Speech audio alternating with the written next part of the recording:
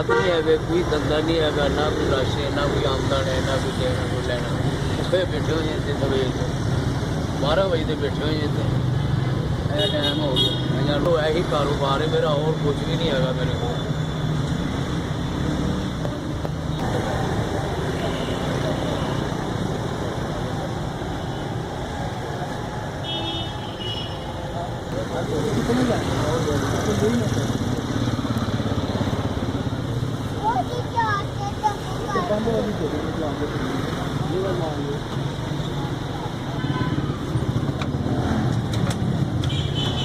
यही कारोबार है मेरे को, और कोई वसायल है कोई नहीं। ना कोई मैं बिजली का बिल भर सकता, ना कोई गैस का भर सकता, ना कोई मेरे को इतना कारोबार है जोड़ा मैं बता सका।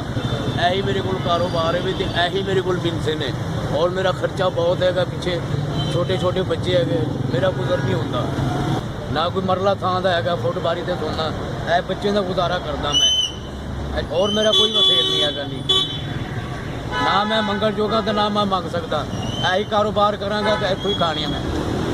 पता लाया कोई 2 बजे के करीब पुलिस वाले मैनू जी बहुत तंग करते पे सी भी इतने सौदा ना लाए, बाहर जाके ला जा, ए बाजार छड़ दो, फलाना इंज कर दो। मैं हुण जी कित्थे सौदा लै जावां? ये सारी गड्डियां खलोतन फरोक होंदियां पियां, मैनू सौदा नहीं लाण देंदे पे। मैं फुटबारी ते पैण वाला, मेरे को दुकान तो है कोई नहीं जो मैं बै जावां बूहा खोल के। 3000 रुपया मिल गया जी, इहदे नाल मैं थोड़ा बहुता कारोबार है जिहड़ा चला सकदा जी, ते दाल रोटी जिहड़ी कमा सकदा जी। मैं जाके जी लैवांगा तो इहदे नाल थोड़ा जिहा मैं और वधा लवांगा जी।